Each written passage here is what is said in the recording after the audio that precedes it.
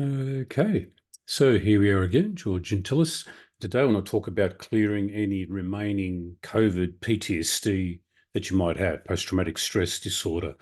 It's now been just over 2 years since COVID officially ended, around January 22, roughly.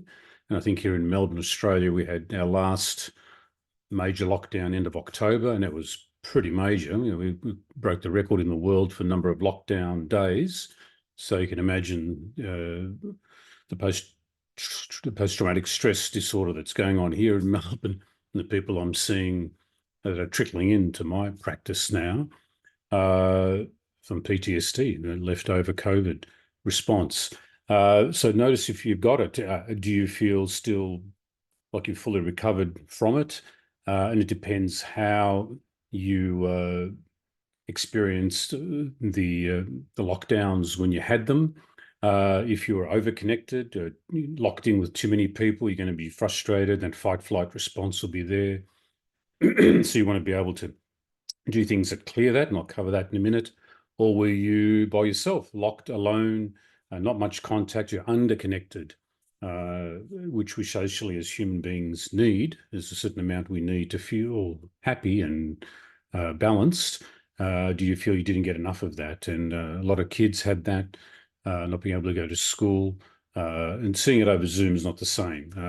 Okay, you get some of it, you get some relief, some contact, but it's not the same as actually being there with people. So I'm certainly seeing kids that had that under connection or that freeze response, or want the hide response, and really not wanting to go back to school.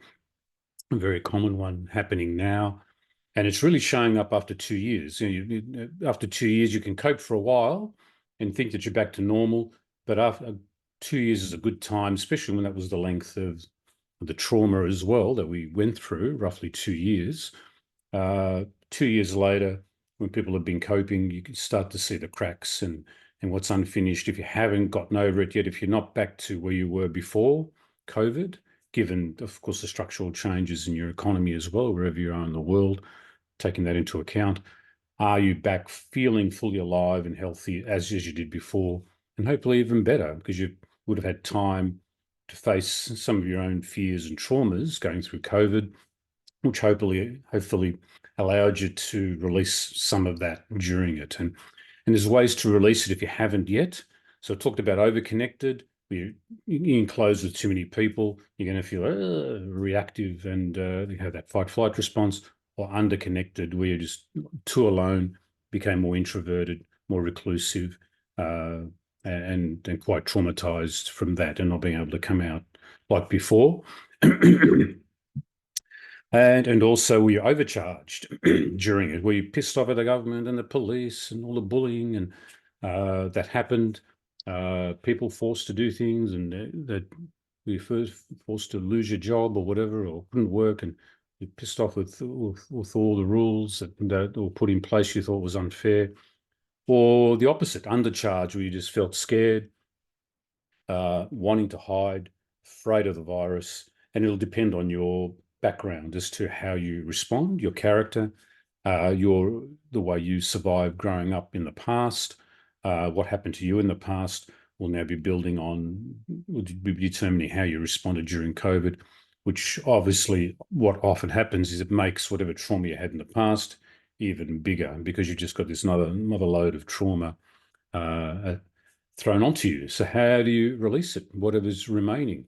If you've got that brain fog and the introversion, you need to obviously connect with people, get out more. What is good to do is things that connect you to yourself. So if you felt disconnected and lonely, really the first thing you've got to look at is, I've got to reconnect to myself first, and then you can start reconnecting with others much easier. If you try to jump that step, it's a lot harder, it's clunkier, and sometimes you'll be disappointed, and then it makes you want to withdraw even more. So meditation's really good. Getting hugs, cuddles, playing games, getting in contact with people, with yourself, singing, dancing, getting massages, longer showers. So get an article I wrote for a while back, the ABC there. Journaling, gardening, direct sunshine. Just start getting out more and start connecting with yourself. That inner connection to you is more important then you'll have the energy to start connecting with others. If you're the opposite, that fight-flight response, where you're just pissed off with everybody and you're locked in with too many people and you just want to time out yourself and couldn't get away, frustrated, you couldn't go any further than 5-10 kilometers, whatever your limit was, then you've got an overcharge. Yeah? You've got the fight-flight response unreleased in you. And for that, you really want to do physical exercises. And fight response, working out at a home gym, using straps, resistance bands are very good. Boxing bags, sparring, lifting weights, resistance training, that's good at any time, really. You've really got to be doing some of that for long-term longevity and health. So lifting those weights and fighting back, freeing up your space again and your energy and feeling free again. Using a treadmill or an incline. One of my favorites is exercise bike at home is tightening it up. So your legs are really pushing back on whoever was suppressing you. So that'll help the fight response release. And then you'll be able to meditate easier to balance that energy again to that overcharge to just start to bring it down again. For the flight response, if you just wanted to run or hide and or just totally anxious and scared out of your brains. Obviously, jogging, running, your legs are going to be not sitting still, wanting to tap, tap, tap, move. Lots of walks, although you would have done that in the lockdown anyway. Some high intensity training. Again, if you've got an exercise bike, just go flat out for a minute or two, and then if you feel like you've gotten away, your legs will feel like, I'm out of the danger zone. Up and down steps is good, swimming, jumping on a rebounder, little mini trampoline, and like I said, sprints. So if you just find somewhere you can do some sprints, really helpful because your legs just want to move to save you, and that's very important, and that'll help again reduce that charge of the fear response.